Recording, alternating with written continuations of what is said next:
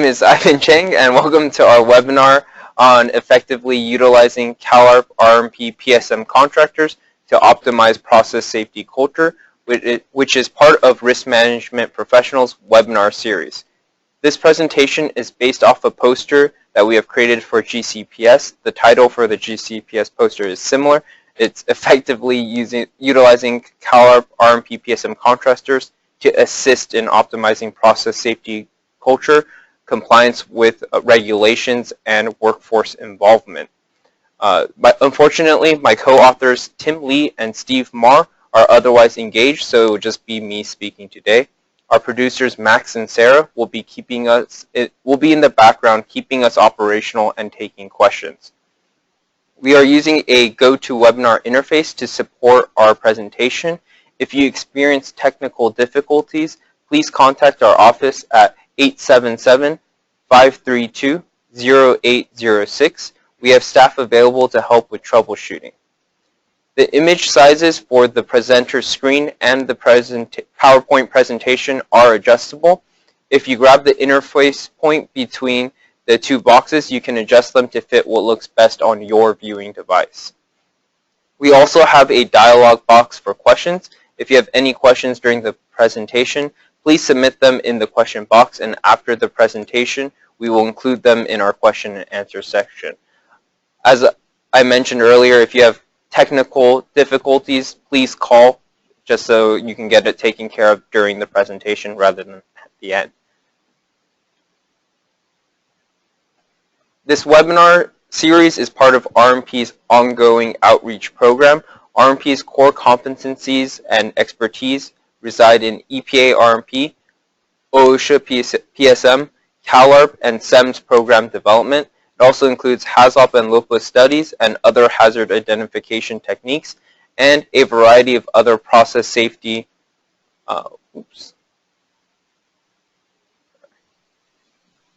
and regulatory standards and regulations, which you can find listed on this slide or on our website. To begin our presentation, here is an overview of the topics to be discussed. We will be discussing our tips on how to effectively utilize CalARP RMP PSM Contractors to assist in optimizing process safety culture. This will be covered through outlining a little bit about the challenge that facilities face when they're trying to maintain their process safety program, as well as to give an overview of the different facility types that we see, the common practices that we see, and the suggested approach that we have for these facilities. And to conclude, we'll give overall suggestions and emphasis points.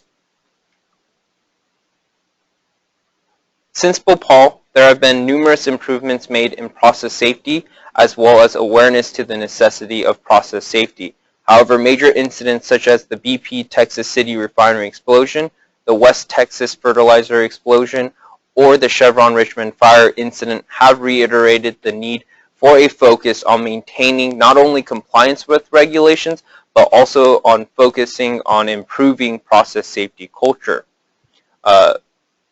Some of the main challenges that we see are facilities trying to maintain compliance with regulations, be that from a state level if they have an independent state program such as California, Nevada, Delaware, or New Jersey, and also on a federal level through EPA RMP or OSHA PSM.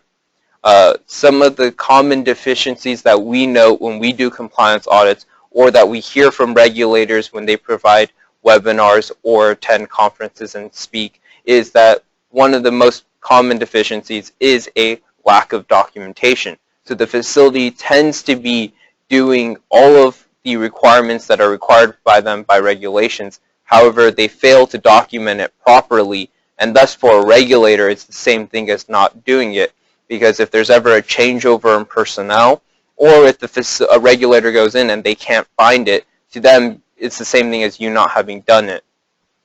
And then there's also the challenge of ensuring that safety programs and enforcement are handled by qualified personnel. And when we say qualified here, we don't mean that the person is not actually capable of doing it. We generally mean that the person has so many other tasks that they're responsible for that they can't dedicate the time that would be required of them to study the regulations and make sure that they have a fundamental grasp on what needs to be done to move forward.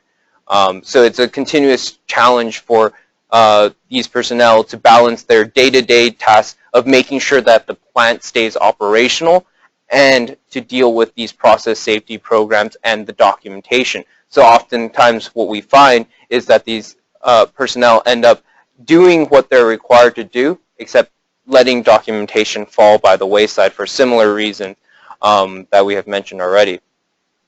And then this kind of ties in, but the balancing resources between manpower, budget, and safety culture. There's a continuous trade-off at any point with manpower and budget and how much return you get on your safety culture. So we're going to try to provide tips on how to optimize that. And then for our larger clients that have corporate policies and regulations, that they see there's a struggle to make sure that they're being followed at each sister facility, the continuous struggle with rollout of corporate policies and making sure that all facilities are enforcing these new policies. So a little bit, now that we've outlined the challenge facilities face, we felt the best way to tackle this challenge was to break down the problem by facility type. To do this, we are going to discuss 4 different types of facilities. There are small facilities, medium facilities, large facilities that have no sister facilities, and a large corporation that has multiple facilities that is either multinational, national, or statewide. For the purposes of this presentation, we'll be combining the small and medium facilities as they tend to share fairly similar characteristics, and we'll be discussing the different characteristics of each of these types of facilities so that you have an understanding of what we mean, as well as the common practices that we see when we go there, and our suggested approach for tackling process safety for each of these different types of facility. Keynote to note is that this is a generalization of different facility types, and the reality of each facility is that they're probably a combination of different elements from each of these types of facilities rather than fitting perfectly into these generalized categories that we have mentioned. So the tips that we provide will have to be utilized in a way that makes most sense for your own facility. This is a general graph depicting how we typically see budget allocation for process safety. So for smaller facilities, you'll notice that the facility manpower tends to be a lot lower for a dedication to process safety. And there's a much greater emphasis on using contractors. And that's because, as I mentioned earlier, especially for smaller to medium facilities, they often have process safety as an added task to their other responsibilities. So they focus more on those tasks, and then process safety is kind of handled by a contractor. And then as you get to a larger facility, such as a corporation, then the facility manpower plays a much larger role, and contractors are used on an as-needed basis or for specific tasks that the corporation has set. The characteristics of how we will be defining a small or medium facility is that they typically have limited to average resources available. They typically have limited to average personnel. And what we commonly see here is that there is no dedicated safety person or a dedicated process safety person. What we commonly see here is that one person wears many hats. The image here is an example where a person is acting as the maintenance manager, the process safety director, the environmental manager, the plant manager, the safety and health director, and the operations supervisor. There's typically a bit more separation of roles than this. However, this extreme example does happen depending on how many people work at the facility and the type of system you are looking at. A more typical separation of roles is someone taking on only 3 to 4 of these roles. So they might be the maintenance supervisor or manager, the operations supervisor, the process safety person, and the environmental person, for example. The common practices that we see for the small to medium facility is that, as I kind of touched on already, the maintenance manager or safety person, if there's one available, is in charge of safety and process safety along with their various operational tasks. Either both or one of the 5-year update and compliance audit is done by the PSM contractor or internally. And then operations or maintenance of process equipment is typically handled by a contractor and not the facility itself. And then recommendations are often not closed out in the prescribed time frame. Oftentimes, what we find is that the recommendations may have been addressed, but documentation on how they've closed out these recommendations is not shown. And this is a common deficiency that regulators have noted, as well as things we've seen ourselves when we do compliance audits.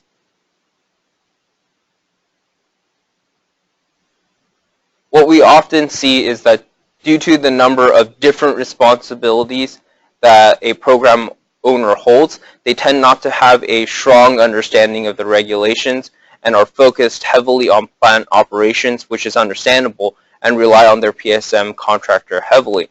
As such, we generally suggest that the PSM contractor provides reminders of upcoming due dates. This is something that most PSM contractors are happy to do, and is both beneficial for the facility as well as the contractor themselves. And another thing that we find that is helpful and have seen that is helpful is having the PSM contractor provide training to the program owner, the process safety program owner, to ensure that there's an understanding of what has happened to, what is required to meet regulations. So this is different from the training element that is required from a process safety regulation standpoint, but would be more of a half day to a day meeting depending on how in-depth the program owner wants to get, basically outlining kind of the upcoming due dates and the responsibilities from a year-to-year basis or month-to-month, depending on how many maintenance records they have, etc., so that the program owner at least has an understanding of why they're doing it and what they're doing. And thus it makes them take a little bit more ownership rather than thinking of it as, oh, the contractor is going to handle our process safety. And then generally we suggest both the 5-year update and the compliance audit are done by the PSM contractor unless the person in charge of the program feels very comfortable to take care of these themselves, which is acceptable. And then we generally recommend that an annual documentation review and recommendation status tracking is done by the PSM contractor or it's taken care of internally.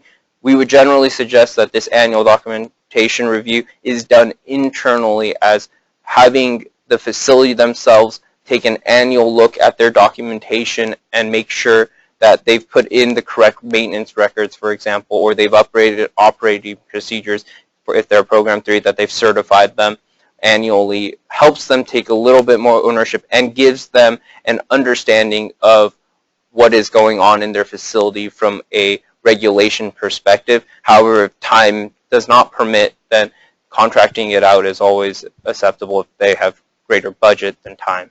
So, for large facilities, our characteristics are that they generally have average to high resources, average to high personnel, and as such, they likely have a dedicated safety person, and they likely have a dedicated process safety person. They might end up being the same role, but they might just do safety and process safety, so it does depend again.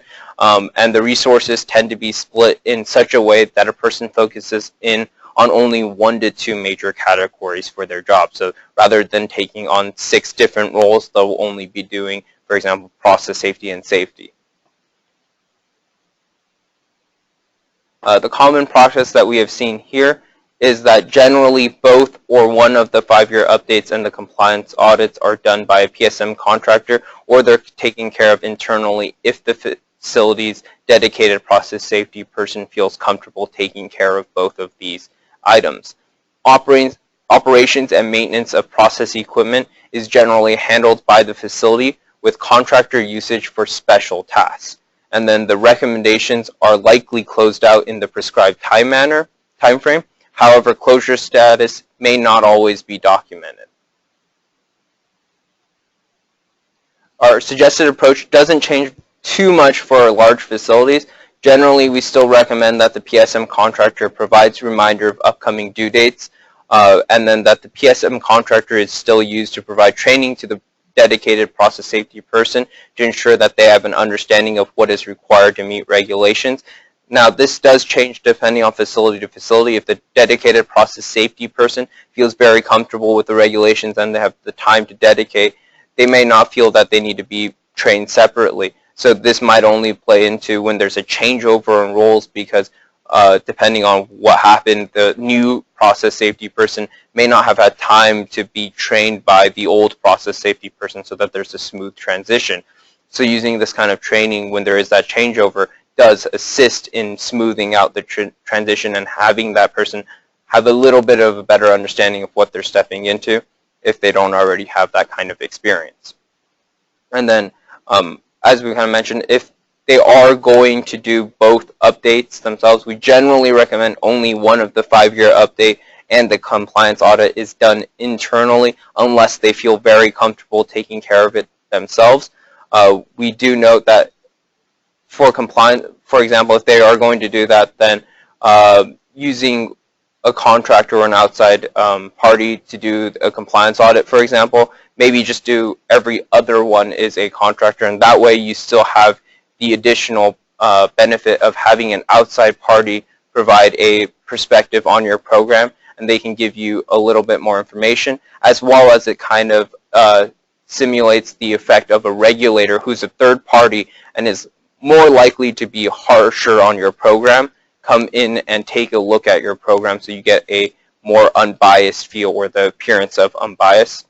And then a biannual documentation review and recommendation status tracking. And we generally recommend for this to be done internally if there is a dedicated process safety person, and that way they have a continuous understanding of what their program is and the various gaps that are present, and that way they can put together a targeted approach of what they want to focus on, and they would know which departments they need to speak to. But it can be done by a PSM contractor if they don't have the sufficient time. For a large corporation that has multiple facilities and is multinational or national or statewide, generally we note that they have large resources and they have multiple personnel within each role, and they generally have departments focused on each function. So likely they have a dedicated safety department, and they likely have a dedicated process safety group, and these are usually completely separate. However, they can be combined with environmental to make EH&S departments. And so, as we mentioned, each facility generally will have a dedicated process safety person, and then there's a corporate process safety director. Sometimes we do see that dedicated process safety person, all they do is process safety. However, they might have multiple facilities underneath their umbrella, and then they report to their overall corporate group. And then generally both or one of the 5-year updates and compliance audits are done by the PSM contractor or corporate or internally at a facility level. And this does vary. A lot of times we do see sometimes, for example, for the 5-year update, the facility will take care of everything but the PHA, and they bring in a contractor to limit the bias. Or, for example, the compliance audit might be taken care of by a third party, and the 5-year updates are taken care of internally, or vice versa. So there's a large variance, especially with these larger facilities, on what they choose to prioritize as a focus that they want to take care of themselves, and then what corporate or contractors will take care of. And the internal corporate standards we often see exceed the regulatory requirements, and then operations and maintenance of process equipment are handled by facilities with contractor usage for special tasks, and then recommendations tend to be closed out in the prescribed time frame, and that's partially because of the additional corporate element that's tracking these additional recommendations. They also have to set budgets for closing out each of these recommendations, so there's just a little bit more interfacing between the departments, and that causes the recommendations generally to be taken care of. So our suggested approach is that only one of the 5-year update or compliance audit is done internally if you're going to take care of one of them yourselves. And when we say internally here, it's key to note this means on a facility level, and then the other update should be done by corporate. And that way you have a little bit more personnel accountability by keeping them separate, and it also allows corporate to have a better understanding of what's happening at their individual facilities. And then you would use a PSM contractor as needed to take care of each element that you might need help on, or schedule doesn't permit the corporate or facility themselves to take care of, for example.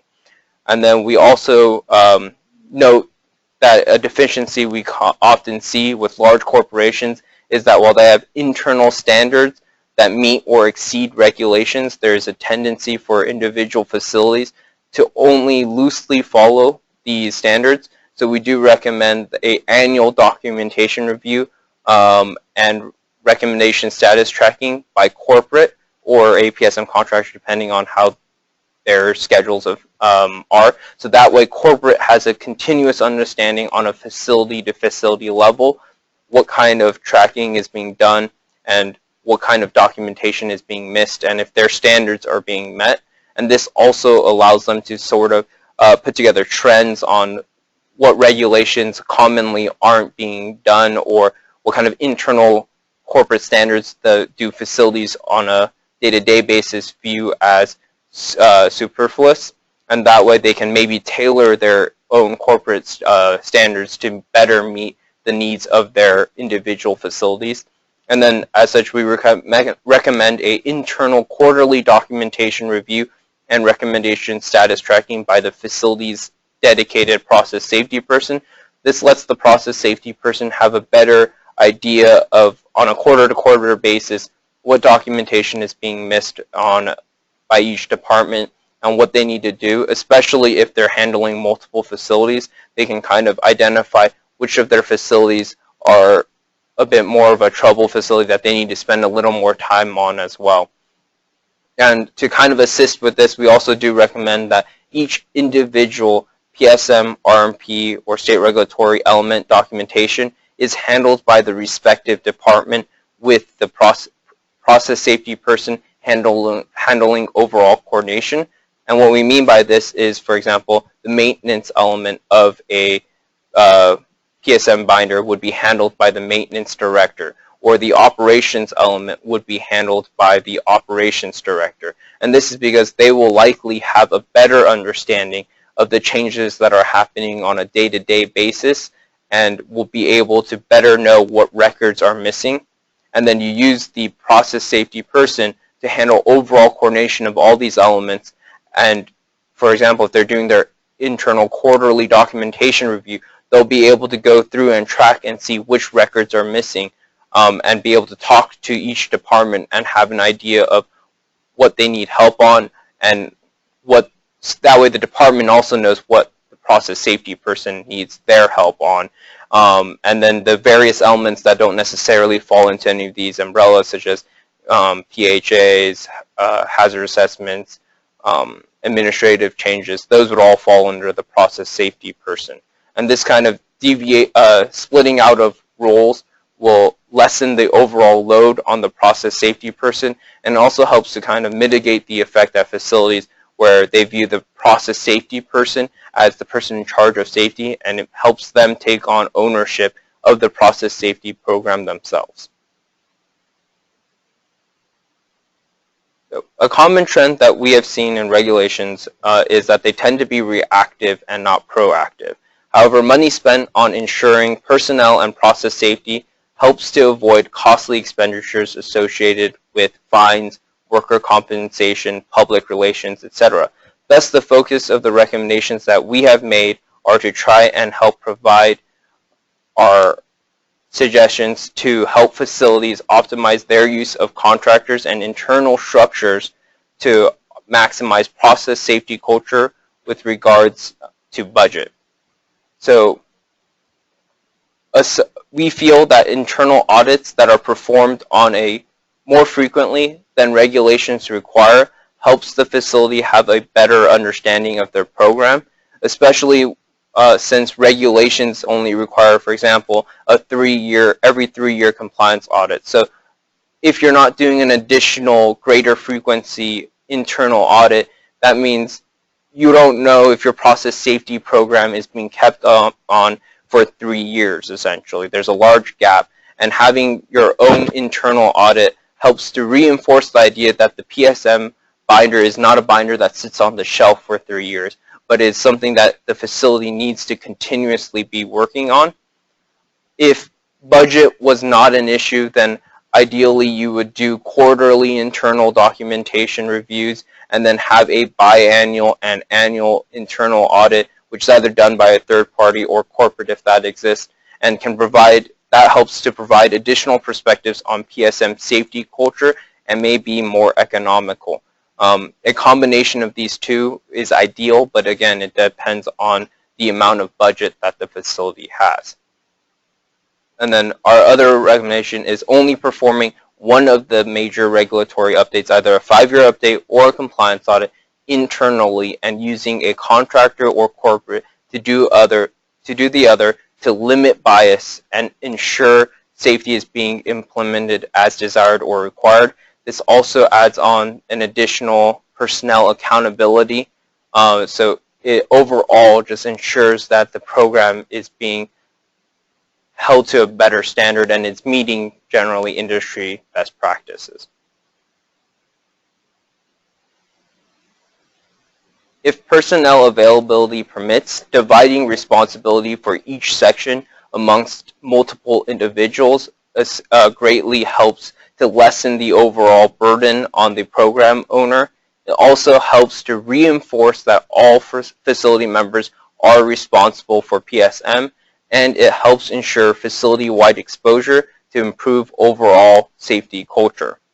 And then for larger facilities, we also recommend separating the PHA revalidation scope into multiple digestible units and spreading out the PHA over the span of a 5-year cycle. So rather than doing, for example, a 3-month or 6-month PHA, you're dealing with maybe only a month or 2 months at a time. And that greatly lessens the impact on the team members themselves who are busy with their own day-to-day tasks, as well as lessens the impact from a facility level on losing their experienced operators, experienced engineers, experienced maintenance personnel, for example, for a 6-month chunk at a time every 5 years. So spreading it out continuously lessens the overall impact. It helps limit team fatigue and just generally creates a better quality product as the team's more focused. So overall, in conclusion, a large focus of this webinar has been on the overall challenges a facility faces when implementing their process safety program. We want to emphasize that contractors can help in assisting with optimizing process safety culture by bringing in an outside perspective. They can also help challenge teams with current practices in comparison to general industry practices, and they can bring in a similar third-party perspective that a regulator has. All right. So our upcoming webinars and conferences, as I mentioned earlier, this webinar is based off a poster that we'll be having at GCPS this year. That's March 26th to March 30th in San Antonio, Texas. We'll also be having 2 presentations there that are on different subjects, and we'll have a booth, so if you're going to GCPS, feel free to stop by and talk to us with any questions or just to say hi. We'll also have a April 6th webinar on the Nevada CAP regulations and how to prepare for an audit, and then we'll have a April 20th webinar on compliance audits, ensuring the viability of a living program. And that concludes our presentation. Any questions? So it looks like we do have a few questions. The first question is, in the presentation you mentioned documentation reviews. Can you provide some detail on how to conduct one and the amount of personnel required? So our general recommendation for doing an internal documentation review is to treat it as close as you can to a compliance audit. Ideally, you're treating it one-to-one, except that it's not going out to a regulator. So the personnel are very similar. If you're dealing with a smaller facility, then it might just be the process safety person, where you pull in operations or maintenance for maybe an hour or two. You do a walk down to verify that the equipment is still up to date, the P&ID is accurate, and that way you can also track it to see if you've missed any MOCs, things like that. And then for a larger facility, then it might take a week to 2 weeks of work with continuous checking of each different unit, and it might require greater personnel. Okay, and our next question is, if I have a refrigeration facility, what would be the takeaways that I can utilize for helping to optimize my process safety culture?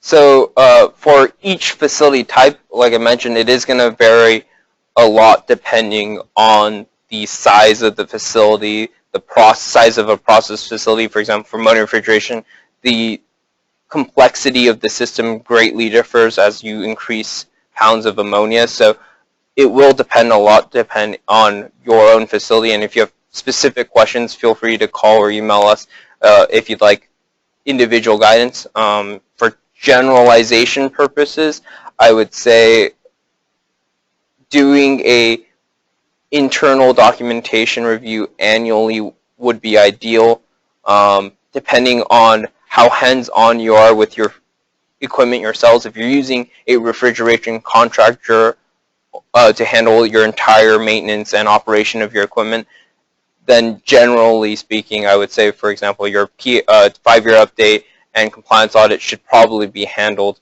by a contractor. Hopefully that's kind of helpful. Like I said, it does depend a lot on your facility on an individual basis.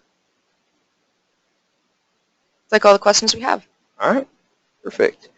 All right, thank you very much, and hopefully you guys have a good day.